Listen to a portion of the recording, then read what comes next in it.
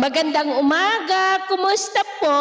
Narito po ulit ang update natin para sa lagay ng ating panahon ngayong umaga po ng February 25, 2025.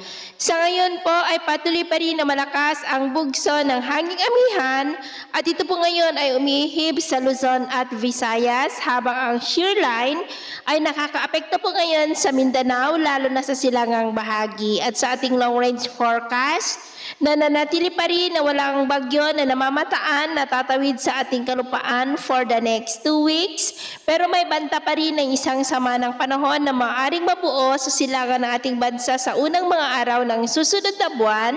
At ang development pa rin yan ang ating babantayan. At sa lagay ng ating panahon, ngayong madaling araw ay may mga isolated rain sa ilang bahagi ng Cagayan Valley, ilang bahagi ng Cordillera, maging pa sa ilang bahagi ng Metro Manila, Calabarzon, Catanduanes, Calapan, Southern Palawan, Aklan, Capiz, ilang bahagi ng Negros, Cebu, Bohol, eastern part ng Leyte, eastern Samar, Misamis Occidental, northern part ng Caraga at maging po sa may Davao Region. At mamaya ay sisikat naman po ang araw sa malaking bahagi ng bansa pero may tsansa pa rin po ng may kalakasan na mga pag-uulan sa ilang bahagi ng Caraga at Davao Region. Samantala, cloudy skies with isolated rains pa rin sa ilang bahagi ng Northern Mindanao, Eastern Samar, Leyte, Cebu, Negros, southern part ng Palawan, Catanduanes, Infanta, Rizal, Batangas, Cagayan Valley at ilang bahagi ng Apayao. At mamayang hapon,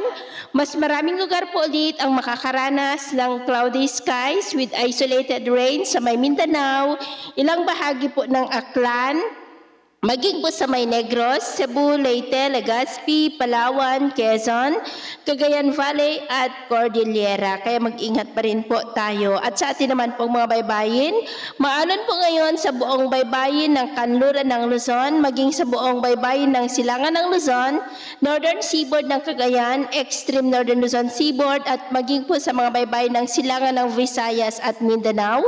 Nang mga alon dyan ay posible po na aabot hanggang sa 1.8 to 4.1 meters height. Kaya hanggat maaari ay iwasan na po muna natin ang papalaot dyan sa mga may kulay pula para po mas makaiwas sa mga sakunang pangkaragatan. So ito po ang latest update natin sa araw na ito. At ako pumuli si James na nagsasabing sa kahit na ng pagsubok po na darating sa ating buhay, huwag na huwag po tayong mawawalan ng pag-asa. Thank you and God bless!